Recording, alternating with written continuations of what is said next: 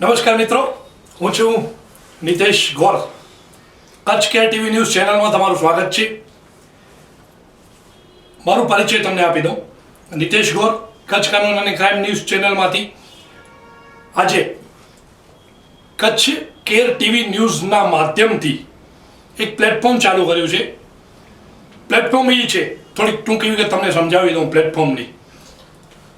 કચ્છની અંદર ઘણી જગ્યાએ પાયાની સુવિધા હોય કે ક્રિમિનલ કેસો હોય કે ઘણા એવા કાયદા છે જેને ધ્યાનમાં રાખીને કચ્છના તજજ્ઞો સાથે વાર્તાલાપ, મતલબ કે જે કાયદા બનાવવામાં આવ્યા છે, જે કાયદા સરકાર દ્વારા બનાવવામાં આવે છે, એ કાયદાનો ઉલ્લંઘન ક્યાં થઈ રહ્યું છે, એના પાછળના કારણો શું, અને એ કાયદા અગર સચોટ માર્ગદર્શન અને સાચી દિશામાં ચાલશે તો શું અસર કરી શકે છે, સમગ્ર વિષય ઉપર તમને જણાવશું.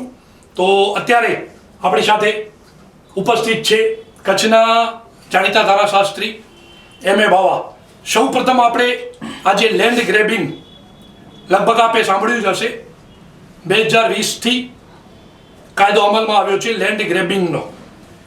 લેન્ડ ગ્રેબિંગ, જમીનને લગતા કેસો હકીકતે શું છે, એની અંદર જમીન દબાણ, ગૌચર જમીન કે સરકારી જમીન બધાને સાથે લઈને કઈ રીતના કાયદો કામ કરે છે, અને અગર જો સચોટ સાચી દિશામાં અધિકારીઓ કામ કરશે આ લેન્ડ ગ્રેબિંગ કાયદા ઉપર તો શું અસર કરી શકે છે, સંપૂર્ણ વિગત આપણે શાયદ 2007થી સનદ લઈને પ્રેક્ટિસ કરતા M.A. બાવા પાસેથી જાણીશું. તો સૌપ્રથમ આપનો પરિચય અમારા દર્શકોને, ત્યારબાદ આપણે વાર્તાલાપ ચાલુ કરીશું. નમસ્કાર મિત્રો, હું દરેક વખતે આ ચેનલના માધ્યમથી હાજર હોઉં છું, અને કાંઈક નવી જેવી કાયદાકીય ગૂંચવણ થતી હોય છે ત્યારે આપણે આવી ચર્ચા વિશેષ કરવા માટે સ્ટુડિયોમાં ઉપસ્થિત થઈ ગયા છીએ.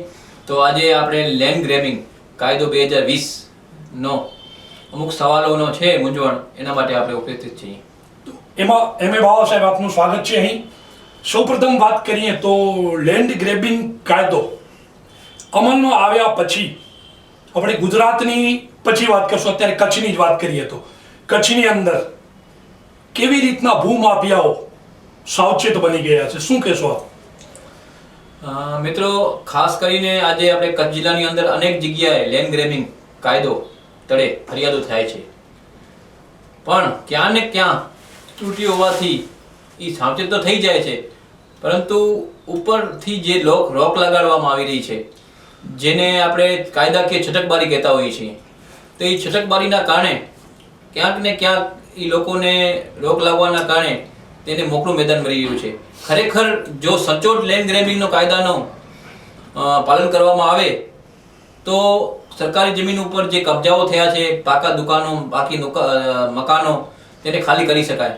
પરંતુ ઉપરી ઉચ્ચ અધિકારીથી જે સાંઠગાંઠ થઈ છે તેને એમ પણ કહેવામાં આવે છે કે ભાઈ તમે તાત્કાલિક આ કાયદાથી બચવું હોય અથવા તો તમારાથી ધરપકડ ન થાય તે માટે તમે કાંઈ ને કાંઈ આગોતરા જામીન લઈ લો, કે એવી રીતે આ અધિકારીઓ દ્વારા કહેવામાં આવે છે. પરંતુ હું એટલો જ વિશેષ કહેવા માંગુ છું કે IAS ને IPS જ્યારે આ અધિકારીઓ જેવા લેન્ડ ગ્રેબિંગ ફરિયાદ દાખલ કરાવતા હોય છે તો શું આવી ખોટી ફરિયાદ દાખલ કરતા હશે કે તેને આવી છટકબારીનો ઉપયોગ કરીને એને છુટકારો મળી જાય છે? ભાવ સાહેબ, વાત કરીએ લેન્ડ ગ્રેબિંગ કાયદાની તો ઘણી જગ્યાએ દબાણો પણ થઈ રહ્યા છે, ગૌચર જમીન પણ દબાઈ ગઈ છે. તો 2020થી જ્યારે કાયદો અમલમાં આવ્યો એનાથી અગાઉ જે લોકોના જમીનને લગતા કેસો કોર્ટમાં પેન્ડિંગ પડ્યા છે તો એમના વિરુદ્ધ શું કાર્યવાહી થશે? આ એક બહુ જ પેચીદા સવાલ છે આ કાયદાને લાગતો, કારણ કે જ્યારે કોઈ પણ મેટર કોર્ટમાં પેન્ડિંગ હોય ત્યારે આ કાયદો તળે તેને દાદ મળી શકતી નથી. પરંતુ જો આ સરકારી જમીન હોય અને કોઈ પણ જગ્યાએ કોઈ પણ મેટર ચાલતી ન હોય ન્યાયાલયમાં, તો આ કાયદાનો ઉપયોગ તળે એક તો કંપની હોય અથવા તો સરકારી જમીન હોય અથવા કોઈ ખાનગી જમીન હોય તો તેના ઉપર આપણે લેન્ડ ગ્રેબિંગ તળે દાદ મળી શકે છે. પરંતુ એક એવી વસ્તુ ઊભી થઈ રહી છે કે લેન્ડ ગ્રેબિંગ કાયદા તળે અમુક છટકબારીઓ છે તેનો ઉપયોગ છૂટથી થવા લાગ્યો છે કચ્છ જિલ્લાની અંદર, જેના કારણે જે સાચી દાદ મળવી જોઈએ આ કાયદા તળે એ મળતી નથી લોકોને. અને ક્યાંક ને ક્યાંક કોઈ પણ સાંઠગાંઠ અત્યારે આપણે જોઈએ છીએ કે આપણો જે ભ્રષ્ટાચાર છે ભારતનો એ ચરમસીમાએ પહોંચી ગયો છે. જો આ રીતે તટસ્થ રીતે સાંઠગાંઠ વગર જો કામગીરી થાય આ લેન્ડ ગ્રેબિંગથી તો 100% પરિણામ આવે એવી સંભાવનાઓ છે. પરંતુ ક્યાંક ને ક્યાંક આ અધિકારીઓ કોઈને કોઈ દબાણ તળે, યા તો ગાંધીનગર દબાણ યા તો દિલ્હીના દબાણ તળે એને દબાણ આવવાથી તેઓએ સચોટ કાર્યવાહી નથી કરી શકતા. એટલે જે આપણે ન્યાય મળવો જોઈએ જે લોકોને આ કાયદાથી એ મળી શકતો નથી. પરંતુ ખરેખર જો સચોટ કાર્યવાહી થાય આ લેન્ડ ગ્રેબિંગથી તો ખૂબ જ ફાયદો થઈ શકે જનતાને. એમે ભાવ સાહેબ, અત્યારે લેન્ડ ગ્રેબિંગની વાત કરવામાં આવે તો કેટલા એકર સુધી અગર જમીન કોઈએ સરકારી દબાવી હોય તો, અથવા કોઈએ પ્લોટની આજુબાજુ રહેણાંક હોય ને સરકારી જમીન હોય એને અગર પોતાની અંદર દબાવી હોય તો કઈ રીતના કેસ થઈ શકે, એને શું લાગુ પડશે? બહુ વિશેષ સવાલ છે તમારો. એના માટે લેન્ડ ગ્રેબિંગ ફરિયાદ દાખલ થયા પછી એ જમીનનું પંચનામું કરવામાં આવે છે. જે તે નાયબ કલેક્ટરને તપાસ મોકલવામાં આવે અને નાયબ કલેક્ટર શ્રી તે જે તે મામલેદાર અથવા તો સિટી સર્વે ને તપાસ સોંપે. એ જમીનની માપણી થાય છે. અથવા ખુલ્લી જમીન હોય તો સર્કલ ઓફિસર પંચનામું કરે, અથવા તો પ્લોટની જમીન હોય તો સિટી સર્વેના લાગતા સર્વેયર દ્વારા તેની માપણી થાય છે. તેનો સંચોટ માપ અને કેટલી મીટર કે કેટલા ચોરસ મીટર દબાણ કર્યું છે તેનો સંચોટ રિપોર્ટ નાયબ કલેક્ટર શ્રી સાહેબ પાસે જાય છે અને જે તે ફરિયાદીને પણ સાંભળવામાં આવે છે. વિશેષમાં જે તે દબાણકર્તાને પણ બોલાવવામાં આવે છે રૂબરૂમાં અને એને સમજણ આપવામાં આવે છે કે તમે ખાલી કરી આપો. તેવી રીતે કાર્યવાહી થતી હોય છે. જેમ કે સરકારી જમીન હોય, ગૌચરની હોય કે કોઈ પણ સરકારી જમીન હોય, માલિકીનો 7/12 હોય સરકારી, તો એના માટે પણ સર્કલ ઓફિસરને એના માટે પંચનામું કરી અને ખાલી કરાવવામાં આવતી હોય છે. અત્યારે છેલ્લા ઘણા સમયથી ભુજની અંદર આપણે વાત કરીએ તો દબાણ ખાલી કરવામાં આવી રહ્યા છે. એ દબાણ જે જ્યાં જે જગ્યાએ ખાલી કરવામાં આવ્યા છે એ જગ્યા ઉપર જે અગાઉથી બેઠા હતા એમને અહીંથી હડસેલવામાં આવ્યા છે. એમના ઉપર શું લેન્ડ ગ્રેબિંગ કાયદો લાગશે? ના, એક વસ્તુ એવી છે કે સરકારી જમીન અને એક રહેણાંક વિસ્તાર, એટલે બહુ એમાં વચ્ચે ડિફરન્ટ આવેલું છે. કે રહેણાંક વિસ્તારને ઉપરથી જ ઉચ્ચ કક્ષાએથી જેવી રોક લગાવવામાં આવી કે રહેણાંક વિસ્તાર તોડવો નહીં. ખરેખર જે તોડવાનું હોય છે એ ખરેખર જમીન હોય જે સરકારી 7/12 હોય, સરકારી જમીન બોલતી હોય એના માટે છે. આ લેન્ડ ગ્રેબિંગ છે એ રહેણાંક વિસ્તાર માટે નથી. એમાં કાયદામાં પણ એવી સંચોટ વ્યવસ્થા થયેલી છે કે કાયદામાં પણ લખેલું છે કે જે સરકારી જમીન એટલે કે 7/12 સરકારી બોલતી હોય, ગૌચર હોય અથવા કંપની હોય અથવા તો કોઈ માલિકીની જમીન હોય તેના માટે આ કાયદો પસાર કરવામાં આવ્યો છે. અને આ જમીન છે એના માટે કાંઈ કોઈ સરકારી જમીન એટલે કે એવા વિસ્તારમાં કે જે સરકારી જમીન ઉપર 500 થી 1000 મકાન બન્યા હોય તે એના માટે આ લેન્ડ ગ્રેબિંગ ઉપયોગ થતો નથી. પરંતુ ખાસ ઉપયોગ માટે એટલા માટે કે જો કોઈ જમીન સરકારી જમીન હોય અને કોઈને ફાળવવામાં આવી હોય, કોઈ બ્રાન્ચને, કોઈ ખાતાને, તો એ ખાલી કરવા માટે આ ઉપયોગ થઈ શકે. પરંતુ ખરેખર આ જમીન જેમાં રહેણાંક વિસ્તાર હોય તેને આ કાયદા તળે કાર્યવાહી કમસે કમ ઓછી કરવામાં આવે છે. નહીવત અત્યારે ડેવલપરનો ક્રેઝ વધી ગયો છે ને લગભગ ભુજની આસપાસની જમીન બધી ડેવલપરે કાયદેસર કે ગેરકાયદેસર લઈ લીધી છે. એની અંદર જેટલી જમીન આવેલી છે એનાથી વધુ અગર ડેવલપરે પોતાની અંદર લઈ લીધી એની અંદર પ્રાઇવેટ પ્લોટ અથવા મકાન ફાળવણી કરીને કોઈ પણ XYZ ત્રીજી પાર્ટીને વેચી નાખ્યું, એનામાં શું લાગુ પડશે? લેન્ડ ગ્રેબિંગ કે પછી? બસ આ એક બહુ મહત્વનો સવાલ છે આ કાયદામાં. જો એ જમીન માલિકીની હોય, એના માલિકીના દસ્તાવેજ હોય ને ભલે ડેવલપર્સે દબાવી હોય અને એના કારણે માલિકીના દસ્તાવેજ હોય તો એ ખાલી કરાવી શકાય. પરંતુ અમુક જમીનો એવી પણ હોય કે જેમાં એના માલિકીના ટાઇટલ કે કોઈ પણ રીતે એના નામે ન હોય તો પણ સરકારી જમીન હોય તો પણ આપણે લેન્ડ ગ્રેબિંગ દાખલ કરી શકાય. પરંતુ ખેતીની જમીન હોય અને એ સરકારી હોય તો આ કાયદા તળે આપણે દાદ મળી શકીએ. પરંતુ અત્યારે કચ્છ જિલ્લાની હાલત એવી છે કલેક્ટર કચેરીની અંદર કે અમુક જમીનોમાં એટલું બધું ગોઠવણ થઈ ગઈ છે કે સાંઠગાંઠ થઈ ગઈ છે, તેના કારણે કોઈ પણ સરકારી જમીનોનો પણ વધારે પ્રમાણમાં ડેવલપર્સો ઉપયોગ કરી રહ્યા છે, તેને પણ દબાણ કરી રહ્યા છે. પરંતુ કલેક્ટર કચેરીમાં ક્યાંક ને ક્યાંક કોઈ પણ રીતે કોઈ પણ સાંઠગાંઠ છે જેના કારણે આ ડેવલપર્સો છે એ જમીનો, ખાનગી જમીનો તો ઠીક છે પણ સરકારી જમીનો પણ હવે પોતાના હાથકંડામાં કરવા લાગ્યા છે. બાવ સાહેબ, વધુ વાત કરીએ તો લેન્ડ ગ્રેબિંગ તળે ઘણી એવી અરજીઓ પણ પેન્ડિંગ હશે ને ઘણી એવી અરજીઓ ઉચ્ચ કક્ષાએ પણ પહોંચી ગઈ હશે, તેમ છતાં પણ દાદ નથી મળતો. કારણ શું? બસ આ એક બહુ જ મહત્વનો સવાલ છે. કારણ કે આ જમીનના લેન્ડ ગ્રેબિંગ જ્યાંથી આવ્યું છે ત્યારથી ક્યાંક ને ક્યાંક કોઈ ને કોઈ વાદ વિવાદ ચાલુ થઈ ગયા છે. કોઈ કહે છે કે ભાઈ આ કાયદામાં આટલી ત્રુટી છે, આ કાયદામાં આવું છે તેવું છે, પણ મારું માનવું છે કે આ કાયદામાં ત્રુટિઓ હોય ભલે, પરંતુ કોઈ જમીન જે માલિકીની દસ્તાવેજ હોય અને માલિકીના દસ્તાવેજ બનાવી આપ્યા હોય તેમ છતાં પણ તેના પાસે એ જમીન કબજામાં રાખીને બેઠો હોય અને એ ખાલી આ કાયદાથી કરી શકાય, તો આ કાયદાને કોઈ રોક લગાવી શકાય નહીં. ખરેખર આવી જમીનોમાં ઘણા બધા આવા વિવાદ ચાલુ છે. અત્યારે નામદાર ઉચ્ચ કક્ષાએ પણ બહુ મોટા વિવાદ ચાલુ રહ્યા છે કે ભાઈ એમાં કાયદામાં સુધારો લાવવો જોઈએ. પરંતુ ખરેખર આ જમીનમાં ભલે એવા એકાદ બે કેસો હોય નહીવત, પરંતુ અન્ય જે કેસો છે તેમાં તો પોતે માલિકીની જમીન ખરીદી છે, દસ્તાવેજ બનાવી લીધા છે, તેમ છતાં પણ ખાલી નથી કરતા. તો ખરેખર આ જમીન આ કાયદાથી જો ખરેખર દાદ મળી જાય તો તેની જમીન ખાલી કરી શકાય. પરંતુ ક્યાંક ને ક્યાંક કોઈ રોકટોક અથવા સાંઠગાંઠના કારણે રોક લાગી રહી છે, તો એવી ન હોવું જોઈએ મિત્રો.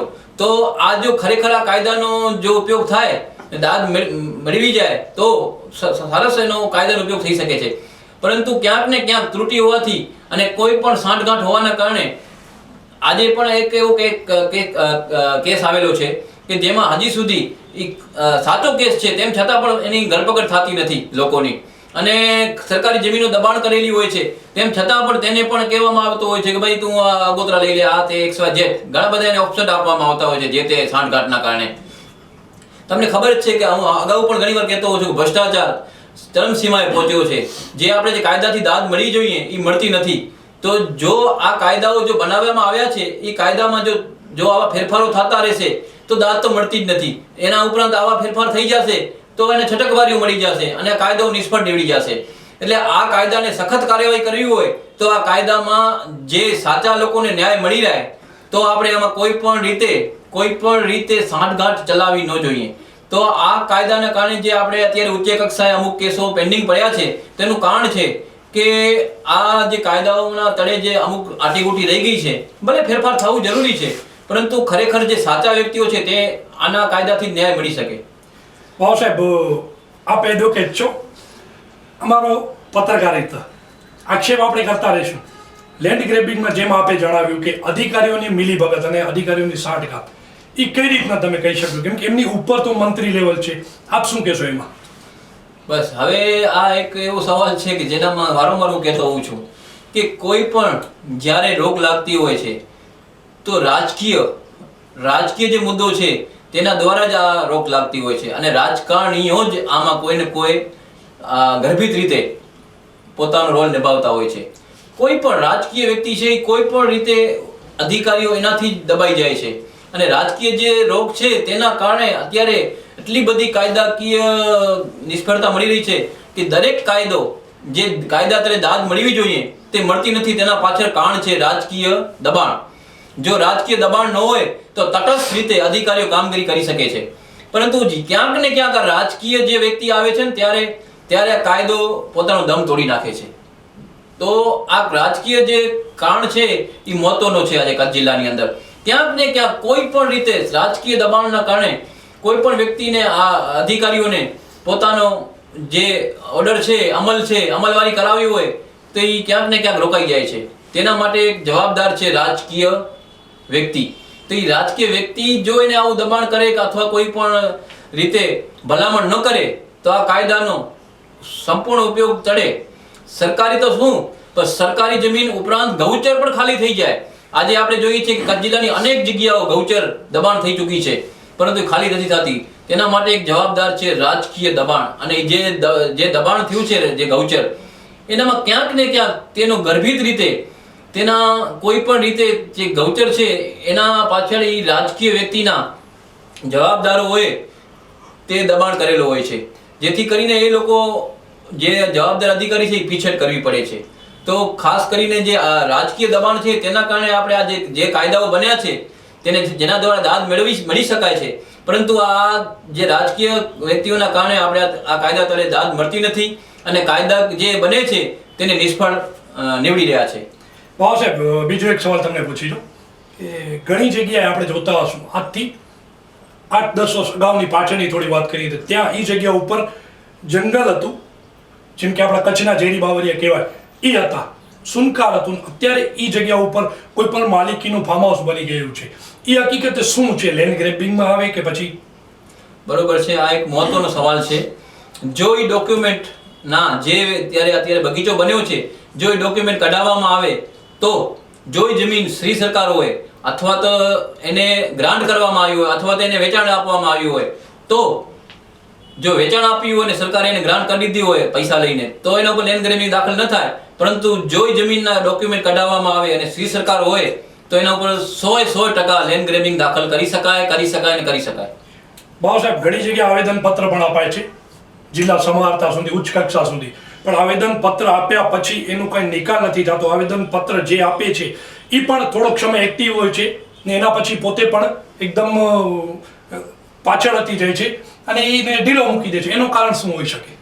બહુ મહત્વનો એક સવાલ છે કે આવેદન પત્ર જ્યારે કચ્છની જનતા વારંવાર આપતી હોય છે કલેક્ટર કચેરીમાં કે ગમે ત્યાં કોઈ પણ અધિકારી સમક્ષ, આવેદન પત્ર કોઈ જોગવાઈ નથી, કોઈ કાયદો નથી. આવેદન પત્ર એટલે કે કોઈ પણ રાજકીય વ્યક્તિ જેને પોતાની ફરજ નિભાવવામાં જેને તમે મતદાન કર્યો હોય એ નિષ્ફળ નીવડે એટલે તમે ગામના લોકો 50 જણા કે 100 જણા કે 1000 જણા એ કાગળ લઈ, સાદા કાગળ ઉપર અરજી કરો અને બધાની સહીઓ લઈ અને કલેક્ટર કચેરી આવો કે XYZ કચેરીએ જાઓ, એને આવેદનપત્ર કહેવામાં આવે છે. પણ આવેદનપત્રમાં ગુજરાત સરકારના વહીવટ તંત્રમાં કે વહીવટી કાયદામાં કોઈ જોગવાઈ રહેલી નથી. હવે એ આવેદનપત્ર જ્યારે આપો છો ત્યારે એ અધિકારીને જ્યારે આવેદનપત્ર જાય છે તે પછી શું થાય છે કે જે તે રાજકીય વ્યક્તિઓ હોય તેની અંદર સાંઠગાંઠ હોવાથી આ જે આવેદનપત્ર છે એ નિષ્ફળ નીવડે છે. તમે ગમે તેટલા આવેદનપત્ર આપો પછી એના પછી, કેમ કે એ અધિકારી ઉપર એને ફોન આવી જાય છે કે ભાઈ આનામાં કોઈ કાર્યવાહી કરવાની નથી, કેમ કે આ વ્યક્તિ અમારા સાથે લાગતો વળગતો છે, જેથી આના આગળની કાર્યવાહી ન કરવી તેવી સૂચના અપાઈ જાય છે. એટલે તમે ગમે તેટલા આવેદનપત્ર આપો કોઈ ફાયદો નથી. બાબા સાહેબ, અત્યારે વાત કરવામાં આવે કચ્છની અંદર લેન્ડ ગ્રેબિંગના કેસ અત્યાર સુધી કેટલા થયા હશે? લેન્ડ ગ્રેબિંગના કાયદા તળે તો આપણે એની વિગતો લેવી પડે, પરંતુ ઘણા બધા કેસો દાખલ થયા છે જેમાં કાર્યવાહી પણ ચાલુ છે અને ઉચ્ચ કક્ષાએ પણ આ કેસો પહોંચી ચૂક્યા છે. પરંતુ ક્યાં ને ક્યાં કોકને કોક ત્રુટિના કારણે એ કાયદાઓ પેન્ડિંગ છે અથવા તો નામદાર ઉચ્ચ કક્ષાએ પેન્ડિંગ હોવાથી એટલે દાખલ થતી નથી મેટ્રો. એટલે ક્યાંક ને ક્યાંક ત્રુટિ છે. પણ ખરેખર જો આ 2012 થી કે 13 થી એવા અનેક કેસ કાયદાઓ કારણે પેન્ડિંગ પડ્યા છે જેના કારણે સાચા લોકોને ન્યાય મળવો મુશ્કેલ બની જાય છે. જેથી જે કેસો 12-13 દાખલ થયા હોય તેને તાત્કાલિક નિર્ણય લઈને જો નિર્ણય લેવામાં આવે તો ઘણો બધો ફાયદો થઈ શકે છે. પરંતુ ક્યાંક ને ક્યાંક આ કાયદાની જે લેન્ડ ગ્રેબિંગ છે તેને રોક લગાવી રહ્યો છે, જેના કારણે કેમ કે ઉચ્ચ કક્ષાએ અપીલો પેન્ડિંગ હોવાથી આ લોકોને કાયદા તળે આની દાદ મળી શકતી નથી. એટલે અમુક કિસ્સાઓમાં એવું પણ બન્યું છે કે અમુક જે લેન્ડ ગ્રેબિંગ દાખલ થયેલા છે પરંતુ હજી નિકાલ થયો નથી. એટલે અમુક કેસોમાં નિકાલ થયો છે. એટલે જોઈએ તો અમુક કિસ્સાઓમાં કેસમાં દાદ મળી શકી છે લોકોને કચ્છમાં. આક્ષેપબાજી આપણા ભાઈનો વિષય છે. તમે પણ આક્ષેપબાજી કરતા રહેશો, અમે પણ આક્ષેપબાજી કરતા રહેશું. હકીકત શું છે? કોર્ટ આધાર પુરાવા ઉપર આવે છે. બીજી એક વાત અમારા ધ્યાને આવી છે કે કચ્છની અંદર ઘણી એવી નદી, નાળાઓ, તળાવ કે ડેમ આવેલા છે જેના ઉપર માટીનું બાંધકામ કરી ડેવલપરો પોતાની સાઈડ બનાવી રહ્યા છે. એ શું છે? લેન્ડ ગ્રેબિંગમાં આવશે કે શું? બહુ એક સરસ સવાલ છે આ, અને બહુ જ મહત્વનો સવાલ છે. ઘણા બધા સવાલો આવતા જ હોય છે મારી સમક્ષ. તો ખરેખર તો આપણે ઉચ્ચ ન્યાયાલયથી પણ એવા હુકમો પણ આવી ગયા છે ઘણા વર્ષો પહેલે કે કોઈ પણ નદી હોય, નાલો હોય, તળાવ હોય કે XYZ હોય, જે પાણીની જગ્યા હોય, વેણ હોય, તેની જગ્યાએ કોઈ પણ દબાણ થવું જોઈએ નહીં. તેમ છતાં પણ આ અધિકારીઓ જે ઓર્ડરો થાય છે, જે હુકમો થાય છે, તે કચ્છ જિલ્લાની અંદર જે ઉચ્ચ અધિકારીઓ છે તેને અમલ કરાવવું જોઈએ, એ થતો નથી. તે આ કાયદા તળે પણ આ કાર્યવાહી થઈ શકે, પરંતુ ઉચ્ચ અધિકારીઓ જે અત્યારે ચેમ્બરોમાં બેઠા છે એસીમાં, એને કોઈ કાર્યવાહી કરવી નથી. ખરેખર તો આ કાયદા તળે એને નદીની હોય કે તળાવની હોય કે વેણની હોય એના ઉપર દુકાનો પણ બની ગઈ છે, એવા કિસ્સાઓ પણ આવ્યા છે. પરંતુ આ અધિકારીઓ સચોટ અને જે પ્રમાણિકતા, જે અધિકારીની જે સોગંદ લેવામાં આવે છે, જ્યારે નોકરી લેવામાં આવે કે હું પ્રમાણિકતાપૂર્વક મારી ફરજ બજાવીશ, એ બજાવતા નથી. જેના કારણે કચ્છ જિલ્લાની અનેક જગ્યાઓ પાણીના વેણો છે એના ઉપર, પછી તળાવ ઉપર, પછી એવી ઘણી જગ્યાઓ છે જેના ઉપર મોટા પાકા બાંધકામો થઈ ગયા છે, જેમાં ડુંગરો હોય કે કાંઈ પણ અત્યારે કોઈ જગ્યાએ મુકતા નથી. અત્યારે ડેવલપર્સો અને અધિકારીઓની સાંઠગાંઠના કારણે એટલી બધી જમીનો જે સરકારી એના ઉપર મોટા પ્રમાણમાં દબાણ થઈ ગયો છે. પણ ખરેખર આ જમીન આજે ઉચ્ચ ન્યાયાલયના હુકમ મુજબ કાર્યવાહી થઈ શકે, પરંતુ અહીંયા હુકમો થાય છે પણ હુકમના મુજબ કાર્યવાહી થવી જોઈએ, કાર્યવાહી થતી નથી. હુકમો એક બની જાય છે, છબી બની જાય છે અને કાગળ બની જાય છે. પણ ખરેખર જો પ્રમાણિકતાપૂર્વક કોઈ અધિકારી કચ્છ જિલ્લાની અંદર કાર્યવાહી કરે તો મોટો પરિણામ આવી શકે કે ખરેખર જો પ્રમાણિકતાપૂર્વક અધિકારી પોતાની કામગીરી કરશે તો સારું પરિણામ આવી શકે આ કાયદા તળે. એમ બાબા સાહેબ, લેન્ડ ગ્રેબિંગ કાયદા હેઠળ અગર કોઈ વ્યક્તિ ઉપર કેસ થયું છે, કોઈ પાર્ટી ઉપર જેણે પણ આ દબાણ કર્યું છે સરકારી જમીન ઉપર, એના ઉપર કેસ થયું છે, એ જમીન ખાલી કરાવવાના ઓર્ડર આગળ મળી ગયા છે, ખાલી કરાવ્યા પછી એ જમીન કેની હસ્તક જશે? હા, એક આ પણ મહત્વનો એક સવાલ છે કે જો સરકારી જમીન હોય તો એ સરકારી જમીન જે તે અધિકારી મામલેદાર હોય કે તલાટી હોય કે XY જે ગ્રામ્ય વિસ્તારમાં તલાટીને સોંપણી કરવામાં આવે છે અને ઉપરથી એક ઓર્ડર પણ થયેલા છે, હુકમો પણ થયેલા છે કે જેમાં એને કાંટાળી ઝાડ બાંધવાની હોય અથવા સળિયાથી ફિનિશિંગ કરવાની હોય, બોર્ડ લગાડવાનો પણ પરિપત્ર આવેલા છે. પણ પરિપત્ર આવ્યા છે પણ પરિપત્રની અમલવારી થતી નથી, એ પણ એક કાગળ બની જાય છે. અનેક પરિપત્ર આવ્યા છે એવા તો જેમાં આપણી સરકારી જમીનો ઉપર આ બોર્ડ લગાડવાના હોય છે અને જે ખાનગી જમીન હોય તો એ ખાનગી જમીન જે અરજી કરી હોય કે ફરિયાદ કરી હોય એને સોંપણી કરવામાં આવે છે કે જે ખાનગી જમીન ઉપર જે વ્યક્તિઓએ જે દબાણ કર્યું હોય તેની સોંપણી જે તે ફરિયાદીને સોંપણી કરવામાં આવે. જ્યારે સરકારી જમીન હોય તો જે તે મામલેદાર અથવા તલાટીને સોંપણી કરવામાં આવતી હોય છે અને ખરેખર એના કબજાની હોય છે અને એની સાવચેતી કરવાની ફરજ એની આવે છે. એની ફરજમાં જ આ સોંપણી સોંપેલી છે કે ભાઈ આ જમીનનો હિફાજત ને એની કંટ્રોલ કરવાની જવાબદારી જે તે મામલેદાર અને તલાટીની રહે છે. અગર એ જમીન એ જ વ્યક્તિ અથવા XYZ એનો કોઈ બીજો વ્યક્તિ પર્ટિક્યુલર અરજ કરે કે એ જમીન પાછી મારે જોઈએ છે, સરકારમાં એવું ક્યાં નિયમ છે? ના, ઈ જમીનની જો તમે દબાણ કર્યું હોય અને તમે માંગણી કરી હોય તો ખરેખર જમીન મળતી જ નથી. ખરેખર જમીન ઉપર જો તમે દબાણ કરેલું હોય તો ખરેખર સર્કલ ઓફિસર જે તે વખતે સ્થાનિક તપાસ કરવાની હોય છે કે જે તે વ્યક્તિ માંગણીદારે એને પહેલેથી જ દબાણ નથી કર્યું ને તેઓ રિપોર્ટ કરતા હોય છે. એટલે આવી જમીન છે ડાયરેક્ટ તમે દબાણ કરીને ડાયરેક્ટ એની માંગણી મૂકી ન શકો. હા સાહેબ, જે લેન્ડ ગ્રેબિંગનો કાયદો છે એના તળે ઘણી અરજીઓ થયેલી છે, કેસ પેન્ડિંગ છે. એના કેસ માટે એવી કોઈ રચના કરવામાં આવી છે જેમ કે નિવૃત્ત જજ હોય ઘણી તપાસોમાં કે ઘણી એવી અલગ અલગ તપાસો જે એજન્સીની રચના કરવામાં આવે છે, તો આની અંદર હકીકતે કેટલી જગ્યાએ અને ક્યાં ક્યાં કેવા કેવા અધિકારીની નિમણૂક કરવામાં આવે છે ને છેલ્લે સુધી શું ડિસિઝન આવે છે, છેલ્લે જ્યારે એને સજાની જોગવાઈ હોય છે ત્યાં સુધી? બહુ સરસ એક સવાલ છે. કચ્છ જિલ્લાની અંદર એક સમિતિ બનાવવામાં આવી છે IASની, જે દરેક તાલુકામાંથી કે મામલેદારમાંથી રિપોર્ટ આવે છે નાયબ કલેક્ટરોના, એના આધારે ફરિયાદો દાખલ કરાવતા હોય છે અને એક સમિતિ બનાવી છે IASની. ખરેખર તો એ IAS હોય છે એ પોતાના માઇન્ડ એપ્લાય કરીને જ ફરિયાદો દાખલ કરાવતા હોય, એ ખોટી ફરિયાદ દાખલ કરાવતા હોતા નથી. પરંતુ ક્યાંક ને ક્યાંક કોઈ પણ ઉચ્ચ કક્ષાએ આ મેટ્રો ચાલુ હોય છે ત્યારે એ લોકો એવો કોઈ રિપોર્ટ કરતા હોય છે કે આ ફરિયાદમાં દાખલ કરાવી શકાય નહીં, એવો રિપોર્ટ કરતા હોય છે કે ભાઈ આમાં ઉચ્ચ કક્ષાએ કાર્યવાહી ચાલુ છે અથવા તો કોઈ મેટર પેન્ડિંગ છે. તો બાકી તો આ લોકો ફરિયાદ દાખલ કરાવતા હોય છે અને ફરિયાદ તળે જે તે વ્યક્તિ સામે ગુનો દાખલ થતો હોય છે. પરંતુ એક બંધારણીય જોગવાઈ છે કે જામીનની કાર્યવાહી છે એ નામદારો કોર્ટોમાં થતી હોય છે. જામીનની જે કાર્યવાહી તમે કીધું નામદાર કોર્ટમાં થતી હોય એની શું નિયમ છે, કઈ રીતના, જેમ કે સેશન કોર્ટ છે કે ફાસ્ટ ટ્રેક છે કે પછી હાઈકોર્ટમાં છે, કઈ રીતની એની જામીન પ્રોસિજર હોય છે? તો લેન્ડ ગ્રેબિંગ તળે ઉચ્ચ કક્ષાએ સ્પેશિયલ કોર્ટની રચના કરેલી જ છે આ કાયદા તળે. એટલે એ કોર્ટમાં જતું હોય છે અને એ કોર્ટમાં એવું પણ હોય છે કારણ કે ભાઈ જ્યારે પણ તમે ખાલી કરી આપ્યો હોય અથવા કોઈ બેદારી આપો તો એને જામીન મળી જાય છે અને બંધારણીય જોગવાઈ મુજબ એને જામીન મળવાપાત્ર હોય છે. અને આપણા જે બંધારણમાં જ જોગવાઈ રહેલી છે કે તમે જમીન કોઈ ખાલી કરી આપો અને તમે બેદારી આપો તો જામીન આપી શકે છે. એવી જ રીતે આપણે ઉચ્ચ કક્ષાએ પણ આવી જ એક કોર્ટમાં આવી મેટ્રો ચાલતી હોય છે જેમાં તમે જમીન ખાલી કરી નાખી હોય તો તમને એ આગોતરા જામીન મળી જતા હોય છે. સરસ. આપણી સાથે લેન્ડ ગ્રેબિંગ કાયદો શું છે તેની વિગત થોડી ઘણી ક્યાંક અમારાથી દર્શકો પાસે કચાશ પણ રહી ગઈ હશે. એના માટે તમારા જે સવાલો છે તમે અહીં અમને મોકલી શકો છો. સચોટ માર્ગદર્શન અને સાચી દિશામાં જો અગર અધિકારી કામ કરશે, સાંભળજો, સચોટ માર્ગદર્શન અને સાચી દિશામાં કોઈના દબાણમાં વશ થયા વગર જો અધિકારી કામ કરશે તો કચ્છની અંદર જેટલી પણ જમીનો દબાયેલી છે ગેરકાયદેસર રીતે, જેટલી પણ જમીનો દબાયેલી છે, સરકારી જમીનો, ગૌચર જમીનો ગૌચરના ખાતામાં જશે, સરકારી જમીનો સરકારને સુપ્રત થશે, જેથી કરીને કચ્છનો નકશો આનાથી પણ સુંદર હશે. આપણે અત્યારે જાણ્યું લેન્ડ ગ્રેબિંગ કાયદો ક્યારે રચના થઈ, શું શું અમલમાં આવ્યું કેવા કેવા અધિકારીઓની ટીમ તળે આની તપાસ કરવામાં આવે છે.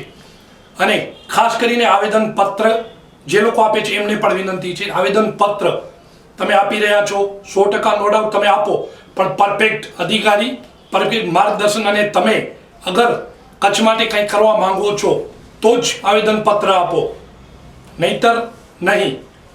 લેન્ડ ગ્રેબિંગની આખી માહિતી આપણે M.A. બાવા સાહેબ પાસેથી, ધારાશાસ્ત્રી જેમની પાસેથી જાણ્યું. શું એના રૂલ્સ છે, નિયમો છે, એના કેવી રીતના કામ કરે છે.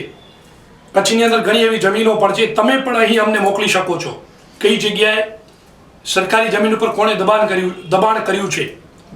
અગર કોઈ અધિકારી કામ નથી કરતા, અગર કોઈ અધિકારી તમને દાદ નથી આપતા, તમે સાચા હોવા જોઈએ.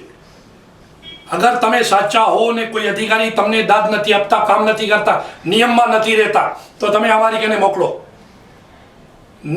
પરફેક્ટ સબૂત સાથે, કાગળિયા સાથે અમારી પાસે મોકલો, અમે પબ્લિશ કરીશું. અમારો કોઈથી વિરોધ નથી, પણ કચ્છની જનતાને જાગૃત કરવાનો અમારો એક નિયમ છે. સાચી રાહમાં હાલો, સાચી રાહ દેખાડો અને નિયમનું પાલન કરો. દર્શક મિત્રો, તમારો ખૂબ ખૂબ આભાર. તમે અમને નિહાળ્યો અને અમારી સાથે જે ઉપસ્થિત હતા ધારાશાસ્ત્રી M.A. બાવા સાહેબ, લેન્ડ ગ્રેબિંગ તળેનો નિયમ જે છે એ બધા નિયમ આપણને સમજાવ્યા. હકીકતે તમને પણ એટલી જાણકારી નહીં હોય અને અમને પણ એટલી જાણકારી નહીં હોય, જેથી કરીને કચ્છની અંદર જેટલા પણ સારા સારા તજજ્ઞો છે એમને અમારા સ્ટુડિયોમાં આમંત્રણ આપીને અમે એમની પાસેથી જાણી તમને સાચો માર્ગદર્શન આપશું. તમારી પાસે પણ કાંઈ પણ એવી સમસ્યા હોય અમને વોટ્સઅપ કરી શકો છો, અમારા ઈમેલ એડ્રેસ ઉપર પણ ઈમેલ કરી શકો છો.